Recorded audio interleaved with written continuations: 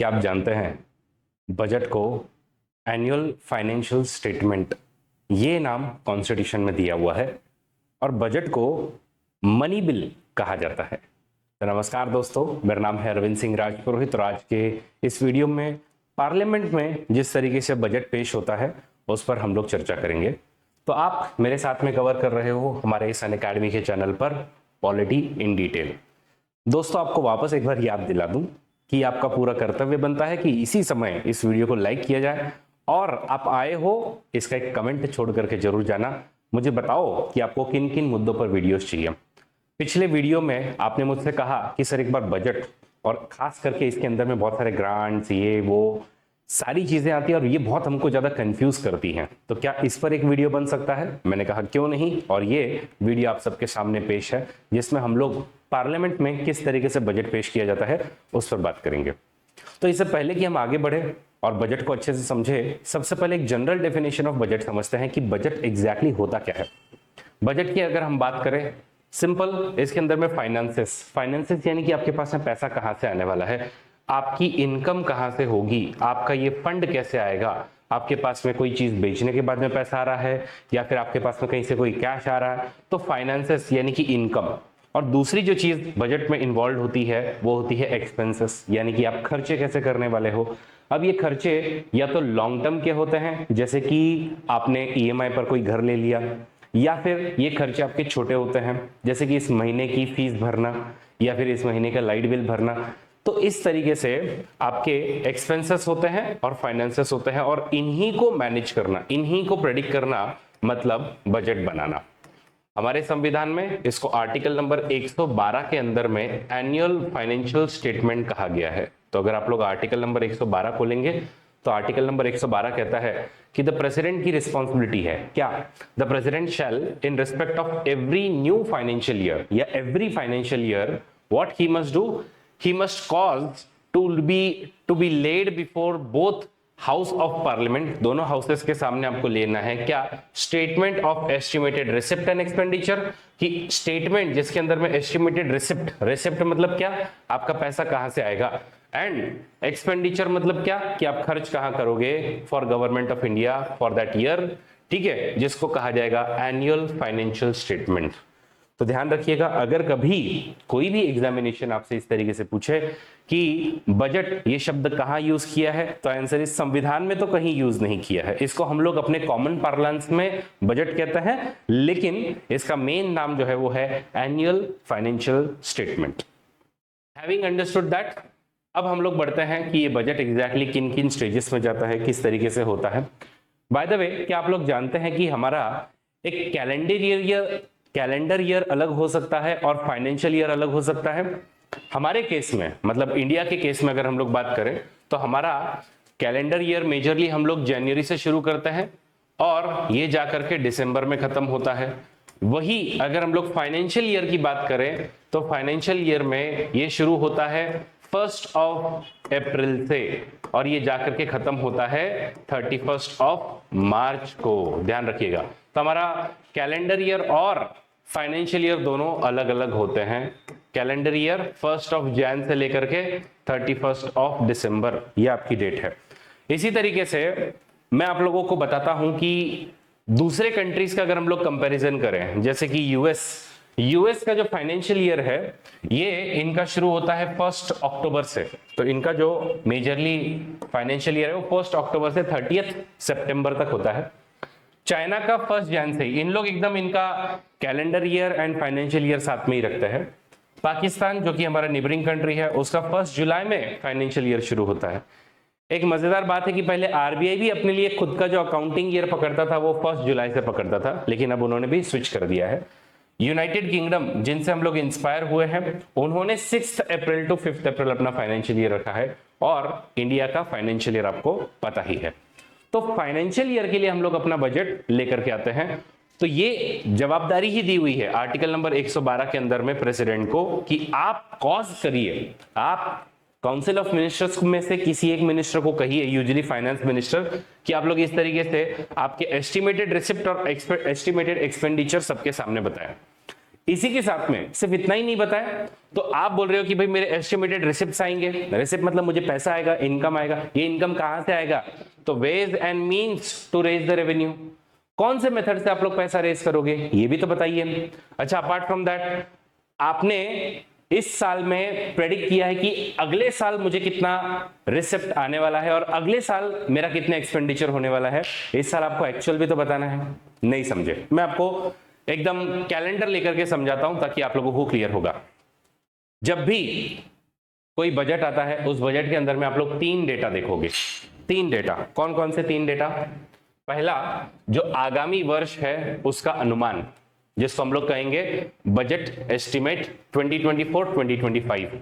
तो इस साल जब फरवरी 2024 में बजट जब निर्मला सीतारमण जी द्वारा जब पेश किया गया, तो उसमें उन्होंने बताया कि आने वाले साल में हम लोग क्या एक्सपेक्ट कर रहे हैं। तो आप अपने एस्टिमेट बता रहे हो, आप लोग गेस कर रहे हो कि मे बी मेरे इतने इतने जो है वो राजस्व प्राप्तियां, यानी कि मुझे रेवेन्यू रिसिप्ट जो है वो इतनी इतनी होंगी, तो इतनी इतनी मुझे रिसिप्ट मिलेंगी, इतनी इतनी मुझे कैपिटल रिसिप्ट मिलेगी। मतलब टोटल जो मुझे पैसे मिलने वाले हैं वो लगभग एक आप ऐसा पकड़ो कि 47 लाख करोड़ के हिसाब से मुझे पैसे मिलने वाले हैं। कुल व्यय मेरा इस साल में ऐसा मैं एक्सपेक्ट कर रही हूं कि हमारा टोटल एक्सपेंडिचर इतना होने वाला है, मतलब जितना हमारे पास पैसा आएगा उतना ही हम लोग एक्सपेंडिचर करेंगे। उसमें से हमारा डेफिसिट कितना होगा, यानी कि हमको लोन कितना लेना होगा, क्या लेना होगा, ये सब आप लोग अगले साल के लिए एस्टिमेट बताते हो कि कैसे कैसे हमको पैसे आएंगे, कैसे कैसे हमारे खर्च होंगे, कितना हमको लोन लेना पड़ सकता है, कितना हमारा डेफिसिट होगा। ये सब बातें आप अगले आने वाले साल के लिए बताते हो। कब बता रहे हो? तो हम लोग फरवरी में बजट पेश करते हैं, फरवरी 2024 में बता रहे हो अगले साल हमारा क्या होगा।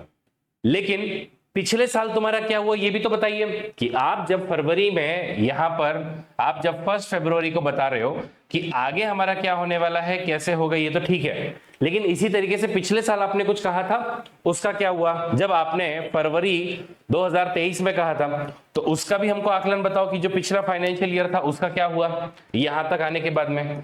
तो आपके पास में डेटा होता है लगभग जैन तक का, क्योंकि आप 1 फेब को प्रेजेंट कर रहे हो, या फिर मोटा मोटी दिसंबर तक का। तो ये जो डेटा है ये आपको वापस देना होता है। तो आप 2023 एंड 2024 का संशोधित यानी कि रिवाइज्ड एस्टीमेट रिलीज करते हो। तो बजट में क्या बता रहे हो? तो आपने पिछले साल एक अनुमान लगाया था, लेकिन आप उसको रिवाइज करोगे कि ये आपका बढ़ रहा है या कम हो रहा है। जैसे पिछले साल आपने कहा कि भाई मुझे इतना इतना मिलेगा, लेकिन आप देखें कि इनफैक्ट हमको रेवेन्यू रिसिप्ट और ये रिसिप्ट जो है वो थोड़े बढ़ते हुए दिखाई दिए, कि हमको लग रहा था कि इतना मिलेगा, लेकिन बाद में मिला इतना ही, तो कम मिला। और खर्चा जो है वो हम लोग इतना करने वाले थे लेकिन इतना ही करना पड़ा। तो ये आप लोग जो है वो किसका बता रहे हो? संशोधित बता रहे हो, रिवाइज एस्टिमेट बता रहे हो 2023 और 24 का।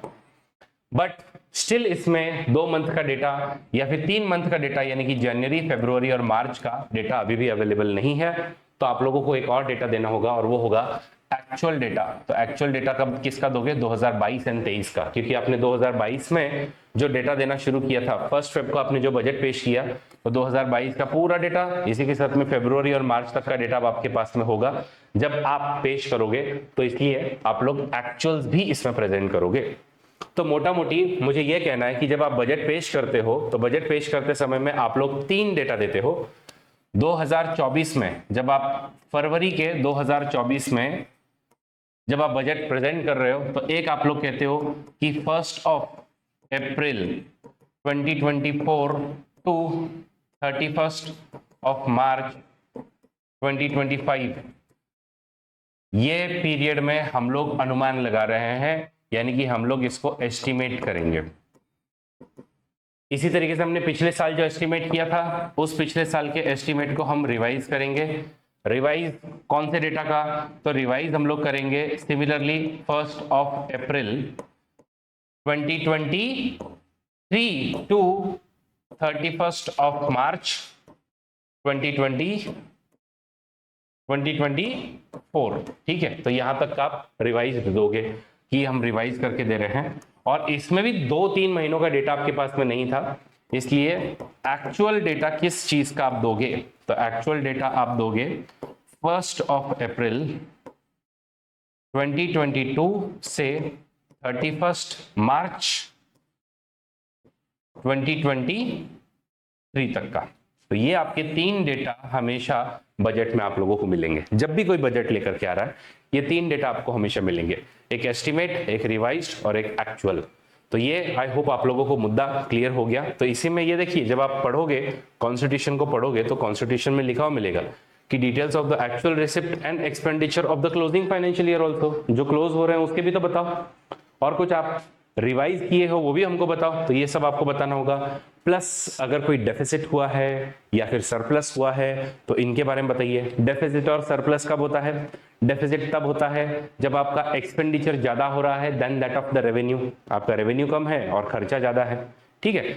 और सरप्लस कब होता है? जब आपने खर्चा कम किया है और रेवेन्यू आपके पास में ज्यादा आया है। तीसरी जो चीज इसके अंदर आती है वो है इकोनॉमिक एंड फाइनेंशियल पॉलिसी, कि आप लोग अगर कोई इकोनॉमिक और फाइनेंशियल पॉलिसी लेकर के आ रहे हो तो वो भी हमें बताइएगा। तो ये सब चीजें आपको पार्लियामेंट के सामने लेकर के आनी होती है जब आप बजट लेकर के आ रहे हो।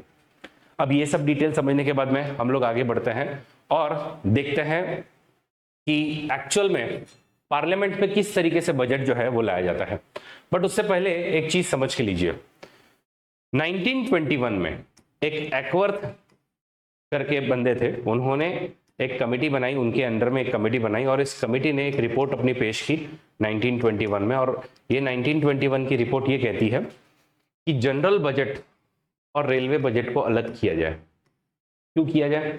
क्योंकि उस समय में लगभग रेलवे बिछाने का काम बहुत ज्यादा होता था और रेलवे का ही खर्चा जो जनरल बजट है उसका कभी कभी 25% तो लेकर के 30% तक जाता था। तो इन्होंने कहा कि भाई ये दोनों बजट अलग कर देते हैं, रेलवे बजट और जनरल बजट को। वहां से जो प्रथा शुरू हुई, इन्होंने जो सजेशन दिया 1924 में हम लोगों ने ये पहली बार किया कि रेलवे बजट और जनरल बजट को सेपरेट कर दिया। यही प्रथा कंटिन्यूड रही कब तक? 2017 तक। 2017 में मोदी गवर्नमेंट जब आई तो 2014 में ही आ गई थी, तो उन लोग वैसे भी कोशिश कर ही रहे थे कि इन सबको बदल दें, तो उन्होंने रेलवे बजट को और जनरल बजट को मर्ज कर दिया।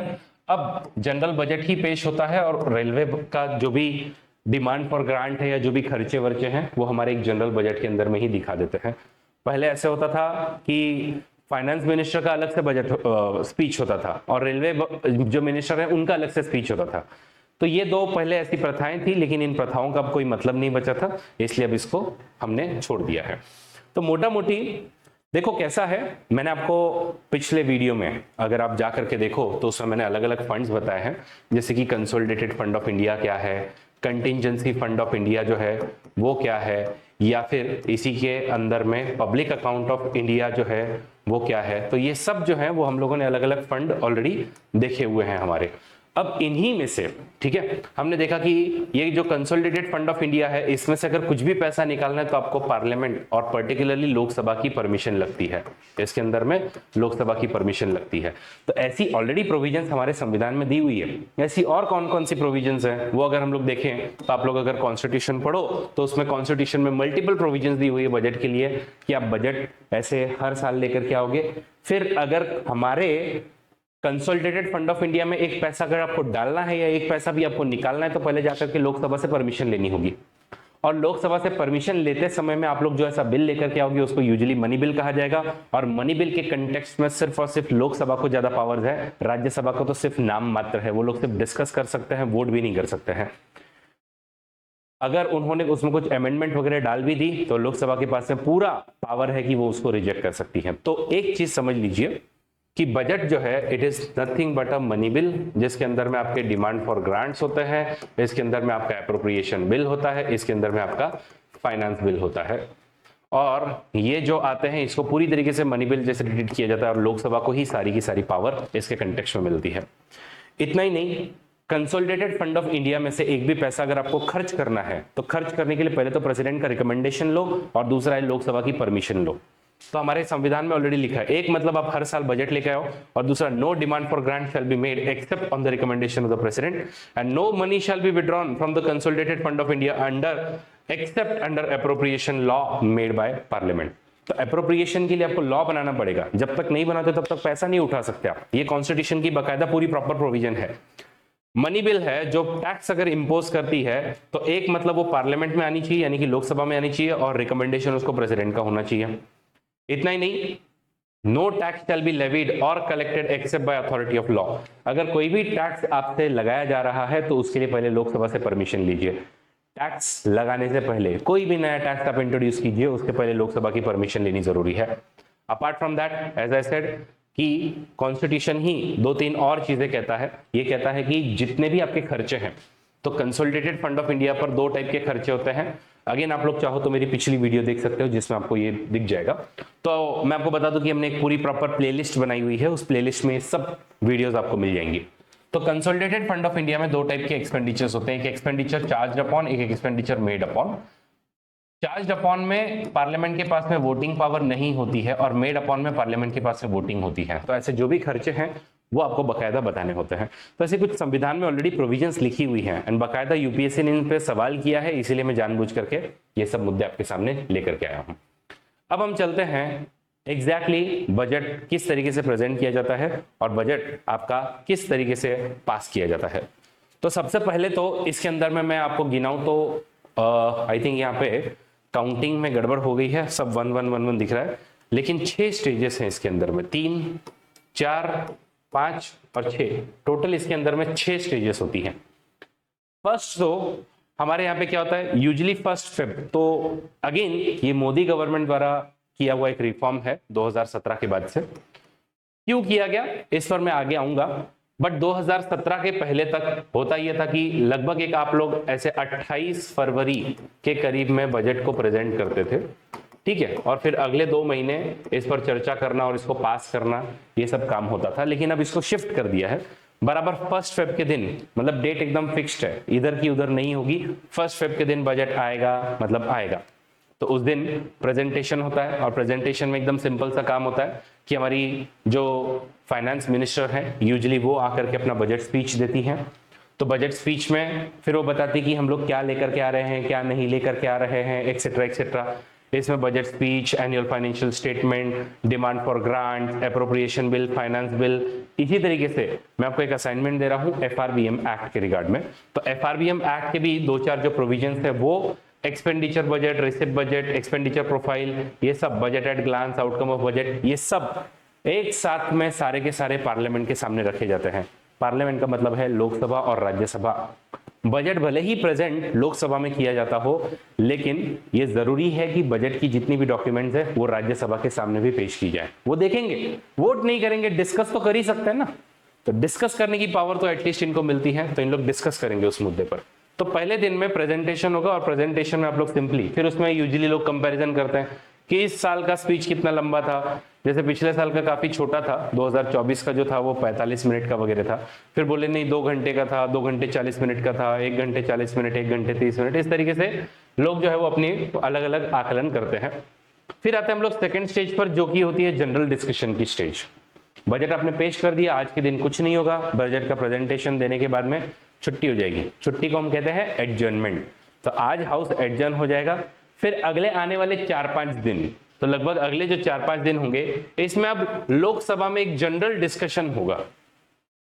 तो इसमें इन जनरल फाइनेंस मिनिस्टर से सवाल करेंगे लोग कि हमारे रीजन के लिए तो आपने कुछ दिया नहीं, ये वाली स्कीम क्यों लाई, इतना टैक्स क्यों बढ़ा रहे हो, इस टैक्स को कम करो, अमीरों पे टैक्स लगाओ, गरीबों पे कम करो, वगैरह वगैरह। जो भी ऑपोजिशन जो इनके ऊपर में आरोप प्रत्यारोप करेंगे वो सब होगा। तो ये आपका जनरल डिस्कशन मोटा मोटी 4 से 5 दिन चलेगा। और ये जनरल डिस्कशन में मोटा मोटी आप लोग देखोगे कि फाइनेंस मिनिस्टर यूजुअली अपने आप को डिफेंड करते हैं कि भाई मैंने ये सब पॉलिसी जो वो क्यों लाई।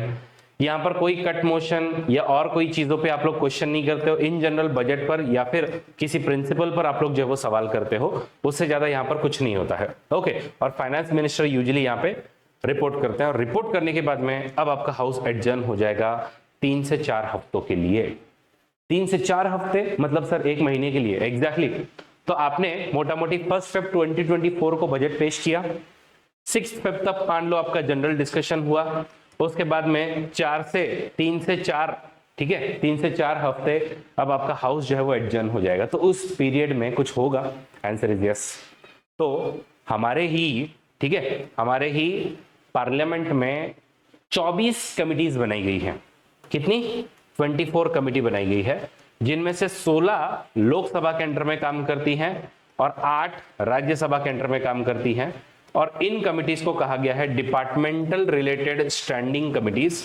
और इन कमिटीज का काम है जितनी भी आपने बजट में डिमांड फॉर ग्रांट मांगी हुई है, डिमांड फॉर ग्रांट का सीधा सीधा मतलब है कि आपने जितने भी पैसे मांगे हैं, जैसे आप भी अपने पेरेंट्स से जब पैसे मांगते हो कि मुझे शूज लाने हैं, तो वो शूज लाने के लिए you will raise a demand for grant, you want a grant, तो you will raise a demand for grant.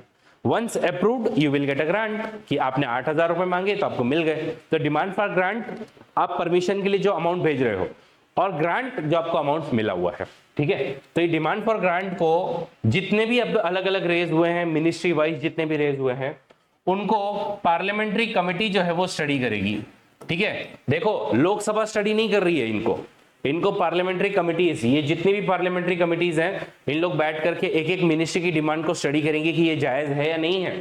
तो इसमें लिटरली ऐसे लोग कमेटी में बैठे होंगे और कमेटी में बोलेंगे ये जो मिनिस्ट्री ऑफ एग्रीकल्चर है इसने जो डिमांड रेज की है ये सही है कि नहीं है, बोले सही है या गलत है। अच्छा, इसमें अगर अपने को कोई अल्टरनेट पॉलिसी वगैरह सजेस्ट करनी है वो कीजिए, या फिर अगर आपको और कोई इसमें बताना है कि नहीं इसका पैसा या तो बढ़ाना चाहिए या फिर इसका पैसा कम करना चाहिए, वो बात भी आपको बतानी होगी। तो मोटा मोटी इसमें कमिटी लेवल पर चर्चाएं होंगी। तो डिपार्टमेंट रिलेटेड जो 24 हमारी कमिटीज हैं, इन लोग इसको एग्जामिन करेगी, डिस्कस करेगी डिटेल में, और फिर अपनी एक रिपोर्ट वापस से सबमिट करेगी।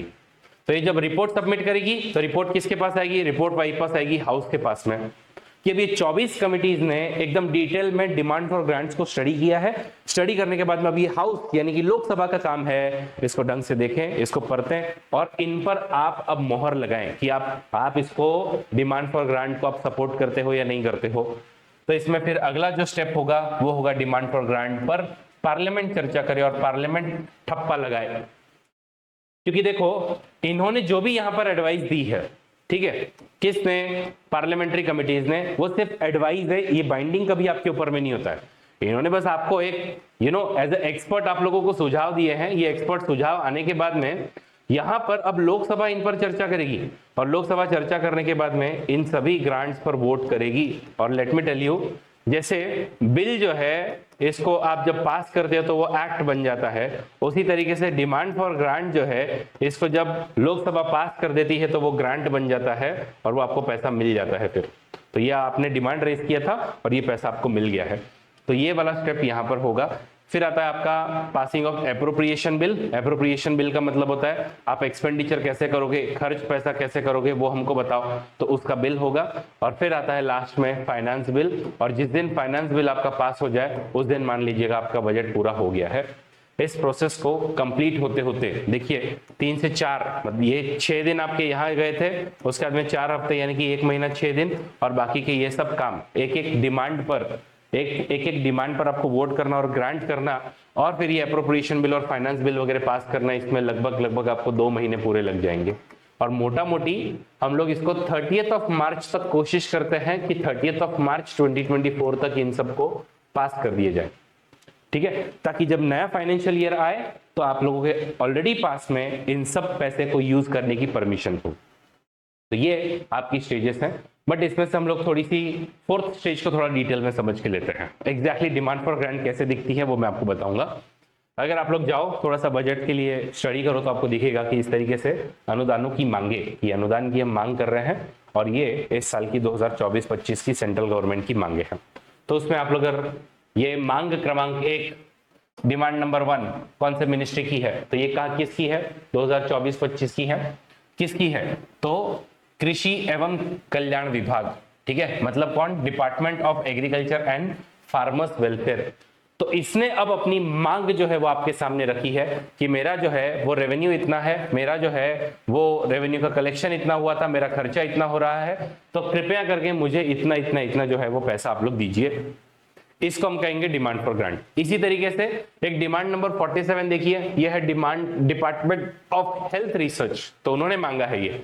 तो डिपार्टमेंट ऑफ हेल्थ रिसर्च यानी कि स्वास्थ्य अनुसंधान विभाग, इन्होंने अगेन मांगा है कि भाई मुझे आने वाले साल तक इतना इतना पैसा जो है ये मुझे चाहिए, तो आप मुझे इतना इतना स्वीकृत कीजिए करके, ऐसी बात है, ठीक है। तो मोटा मोटी आप लोगों को आई होप समझ में आ गया कि क्या कैसे डिमांड दिखती है। तो ये डिमांड फॉर ग्रांट आपके सामने आती है और इन पर अब चर्चा होती है कि इतना पैसा देना है क्या, इतना पैसा नहीं देना है क्या। अच्छा, अगर कभी लगे कि जैसे मान लीजिए इन लोग जो है कुछ अमाउंट मांग रहे हैं, इन लोग मान लीजिए कि ये 3,000 करोड़ रुपए वगैरह मांग रहे हैं, ठीक है, अगर आपको लगता है ये 3,000 करोड़ रुपए नहीं देने चाहिए थे, कितने देने चाहिए, बोले नहीं ये पॉलिसी गलत है, जीरो कर देना है, तो क्या पार्लियामेंट इस तरीके से वोट कर सकती है? आंसर इज यस, और उसको हम लोग कहते हैं कट मोशंस, ठीक है। तो देयर आर, तो cut motions can be initiated by the MPs of Lok Sabha.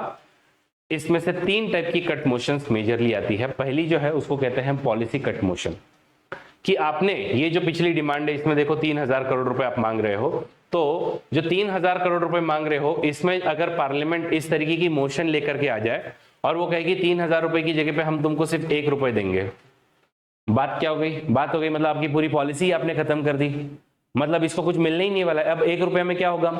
तो वो जो जोक है ना कि ये शूज कितने के दिए, शूज से 8,000 रुपए के, आप बोलते 150 रुपया देगा, वैसी वाली बात यहां पर हो गई। आप मांग रहे 3,000 करोड़ रुपए, आपको बोल रहे 1 रुपया देगा, 1 रुपया देगा, इसका मतलब पूरी पूरी पॉलिसी खत्म। इसको कहेंगे policy cut motion. Sometimes you give a amount कि ठीक है 3,000 करोड़ में मैं तेरे 500 करोड़ रुपए कट करके दूंगा और तुझे लगभग 2,500 करोड़ रुपए दूंगा। इसको कहते हैं इकोनॉमिक कट मोशन, कि भाई थोड़ा सा इकोनॉमिक रहे। ऐसे में आप एक स्पेसिफाइड अमाउंट से पैसा रिड्यूस करते हैं, उसको हम कहेंगे इकोनॉमिक कट मोशन। और तीसरा जो होता है उसको कहते हैं token cut motion. Token cut motion का सिंपल सा जो मतलब है वो ये है कि actually I don't support you, मतलब morally I don't support you, but मेरे पास में और कोई ऑप्शन नहीं है, बट स्टिल मैं चाहता हूं कि तुझे थोड़ा सा नीचे दिखाऊं, इसलिए तेरे 3,000 करोड़ रुपए जो तुमने जो हमसे मांगे हैं उसमें से सिर्फ 100 रुपए माइनस करके मैं तुमको पैसे दूंगा। उसको हम लोग कहेंगे कि टोकन कट मोशन। तो इस तरीके की कट मोशन जो है वो डिमांड फॉर ग्रांट्स जब पार्लियामेंट चर्चा कर रही है उस समय में लाई जा सकती है। लेकिन let me tell you, demand for grants जो है वो सिर्फ दिखावा है, ये कभी पास नहीं होती है। और इसके पास होने का मतलब, ठीक है, ये कट मोशन जो है, तो डिमांड फॉर ग्रांट्स के अगेंस्ट में जो आप कट मोशन लेके आ रहे हो, ये कट मोशन को लेकर के आना और इसको पास करवाने का मतलब है गवर्नमेंट का लोकसभा में मेजॉरिटी नहीं रहा और ये गवर्नमेंट गिर सकती है। आप बाकायदा अगले ही दिन नो कॉन्फिडेंस की मोशन लेकर के आओ, कोई दिक्कत नहीं है। कट मोशन, ठीक है, तो सिग्निफिकेंस है उसका कि facilitates the initiation of concentrated discussion. Apart from that थोड़ा सा एग्जीक्यूटिव को रिस्पॉन्सिबल ठहराता है, but as I said cut motion never passes. Cut motion जो है उसकी कोई ज्यादा यूटिलिटी है नहीं। इनफैक्ट ऐसी कट मोशन एक बार आप लोग देख सकते हैं मनमोहन सिंह जी के अगेंस्ट में लाई गई थी कि हम इस मनी को कट करना चाहते हैं, but obviously it was defeated क्योंकि अगेंस्ट में 259 वोट पड़े थे और सपोर्ट में 153 वोट पड़े थे कि ये कट किया जाए, तो कट नहीं हुआ ना, ये तो हार गया। तो कट मोशन सिर्फ दिखावा है लेकिन कभी पास नहीं होंगी। ये सिर्फ आपको टूल दिए हैं बट ये टूल कभी यूज नहीं होंगे क्योंकि गवर्नमेंट हमेशा इसको पास करेगी। और अगर किसी दिन गवर्नमेंट पास नहीं कर पाई मतलब समझ जाओ कि अब आपका खेल खत्म है और अब आपको अपना बोरिया बिस्तर बांधना है। तो as I said 4th stage पर क्या होगा, इसमें जितनी भी आपकी डिमांड फॉर ग्रांट्स है इस पर वोटिंग होगी। तो the Lok Sabha takes up voting for demand for grant. The demands are prescribed ministry wise. Demand becomes grant after it has been duly voted. That is what I said. ठीक है, हर एक demand आप separately देते हो और अगर किसी को कट मोशन लानी है तो कट मोशन लाई जाती है। अब हम बढ़ते हैं अगली स्टेप पर और अगली स्टेप है वो है अप्रोप्रिएशन बिल को पास करवाना। What is appropriation bill? Appropriation bill का मतलब है खर्चा करना, पैसा खर्चा करना, कि हम ये पैसा खर्च करेंगे, हम वो पैसा खर्च करेंगे। और इस अप्रोप्रिएशन बिल में आप लोग बताते हो कि जो जो हमने ग्रांट्स वोट की है वो सब एक साथ पास हो और जो एक्सपेंडिचर चार्ज अपॉन है वो सारा का सारा इसके अंदर में ढंग से लिखा होगा और अब इसको पास करवाना है। तो यूजुअली ये पास हो ही जाता है, कोई इशू नहीं है। और देखो संविधान ने एक बात बहुत क्लियरली कही हुई है, कॉन्स्टिट्यूशन में जाकर के अगर ढंग से पढ़ो तो क्या बोला है कि no money shall be withdrawn from consolidated fund of India except under appropriation made by law।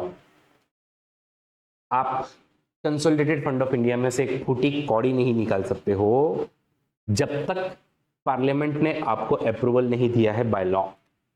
ठीक है, तो इसका मतलब अप्रोप्रिएशन बिल आपको पास करवाना ही पड़ेगा और फिर आप इसको यूज करेंगे। तो ये फिर पैसा आप लोग इसी तरीके से अप्रोप्रिएट करते हो और इसको यूज करते हो। बट अब इसमें एक सिनेरियो आप लोग एज्यूम कीजिएगा जरा सा, ठीक है। सिनेरियो क्या है? तो सिनेरियो देखो पहले के समय में, यानी कि मैं आपको कह रहा हूं 2017 के पहले, ठीक है, प्री 2017। क्या प्री 2017 होता कुछ इस तरीके से था कि आपका बजट पेश कब हो रहा है? ऐसा मानो 28 ऑफ फेब को, 28 ऑफ फेब को, मतलब मोटा मोटी I can also equate it to 1 March. 1 March को आप बजट लाओगे। 2 महीने लगते हैं पास होने में, तो मार्च का महीना पूरा और अप्रैल का महीना पूरा, यानी कि लगभग 30th ऑफ अप्रैल तक आपका बजट पास होगा। 30th ऑफ अप्रैल तक आपका पूरा बजट पास होगा, क्योंकि सारी स्टेप्स नेसेसरी है ना। स्टैंडिंग कमेटी के पास जाना है, फिर पार्लियामेंट भी एक एक डिमांड फॉर ग्रांट पे वोट करेगी, अप्रोप्रिएशन बिल पास होगा, फाइनेंस बिल पास होगा, तब जाके बजट पास होगा। तो 2 महीने तो आपको वैसे ही लगने हैं।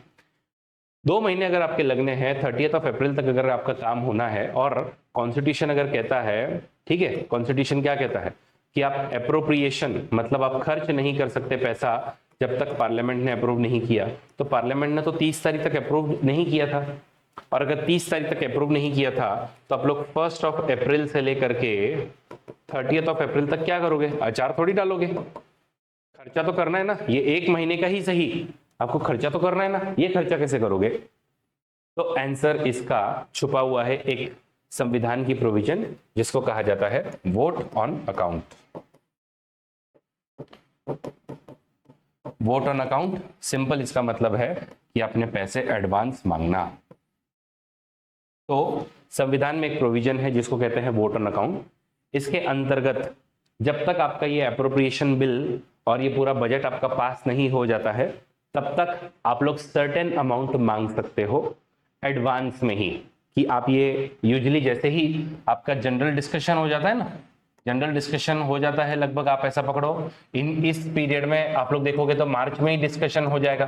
ठीक है, तो जनरल डिस्कशन हो गया मार्च में, और मार्च में ही जैसे ही हो गया उसके बाद में आप लोग ये लेकर के आते हो वोट ऑन अकाउंट, और वोट ऑन अकाउंट में आप लोग 2 महीने का पैसा एडवांस मांगते हो।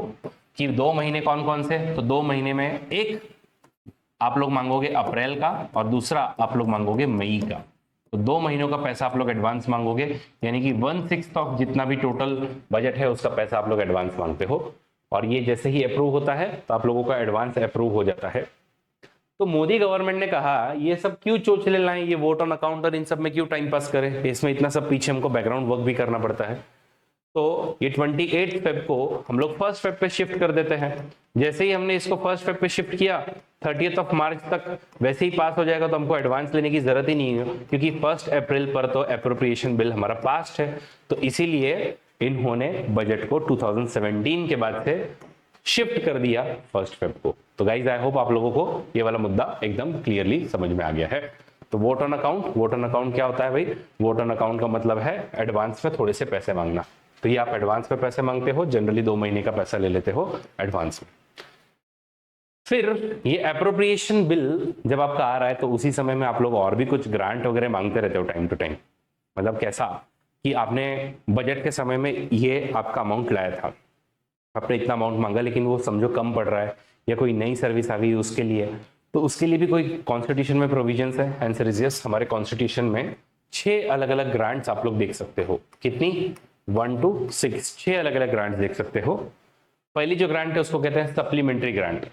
सप्लीमेंट्री ग्रांट जब एक कोई आपने सर्विस लाई है, जैसे आयुष्मान भारत योजना, ठीक है, या फिर इसको जन आरोग्य मिशन जो है अपना, ये आयुष्मान भारत योजना ही पकड़ो। आयुष्मान भारत योजना के लिए आपने कुछ पैसे मांगे, 10,000 करोड़ रुपए आपके कम पड़ रहे थे, आप पार्लियामेंट के सामने लेके जाओगे सप्लीमेंट्री ग्रांट, बोलोगे 10,000 करोड़ जरा देना, बोले ले लो।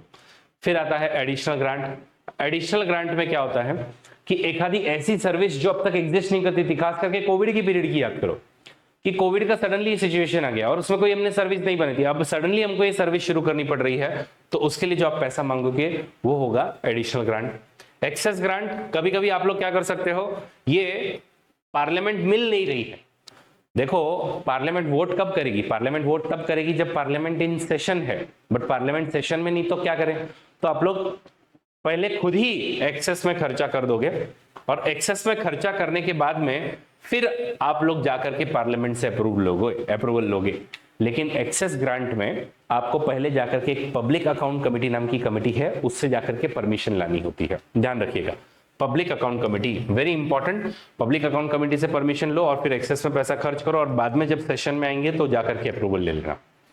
वोट ऑफ क्रेडिट, एक ब्लैंक चेक दिया हुआ है कि अगर कल को कोई एक अनएक्सपेक्टेड डिमांड आती है, ओके, जो कि आपके ऑर्डिनरी बजट में कहीं पर मेंशन नहीं है, उस अनएक्सपेक्टेड डिमांड के लिए वोट ऑफ क्रेडिट दिया है। इसी तरीके से एक्सेप्शनल ग्रांट किसी स्पेशल पर्पस के लिए जो करंट फाइनेंशियल ईयर के बजट में नहीं दिया हुआ है उसके लिए। और इन सब में सबसे इंटरेस्टिंग है टोकन ग्रांट। टोकन ग्रांट में क्या होता है? टोकन ग्रांट में रीअप्रोप्रिएशन होता है। मान लीजिए आपके पास में ये जो आयुष्मान भारत योजना में थोड़ा एक्सेस में फंड पड़ा है, आप लोग इसको किसी एजुकेशन पॉलिसी को इंप्लीमेंट करने के लिए रीअप्रोप्रिएट करना चाहते हो, answer is it can be done with the token grant. तो ये सब आपके हो गए मोटा मोटी अप्रोप्रिएशन बिल को पास करना और अलग अलग ग्रांट्स को लेना। अब इन्हीं सब स्टेजेस में लास्ट स्टेज आती है, दैट इज 6th स्टेज, और वो है passing of the finance bill. Finance bill का सिंपल मतलब है टैक्स, पैसा कैसे आना है। ओके, तो टैक्स प्रपोजल्स जितने भी है वो आपके फाइनेंस बिल के अंदर में आएंगे। तो unlike the appropriation bill, the amendments can be made in this case. आप चाहो तो टैक्सेस को कम करवा सकते हो, यार भाई इतना टैक्स थोड़ी लगाना है यार, पागल हो जाओगे। तो इस तरीके से आप टैक्स कम करवा सकते हो। और एक हमारा provisional collection of taxes act कहता है कि भाई बजट आपने जब भी लाया है उसके 75 दिनों के अंदर में, फाइनेंस बिल आपने जब भी लाया है 75 दिनों के अंदर में ये इनएक्ट हो जाना चाहिए, मतलब प्रेसिडेंट से अप्रूवल भी मिल जाना चाहिए। तो ऐसे कुछ प्रोविजंस है और ये फिर आपका लीगलाइज करता है income side of the budget.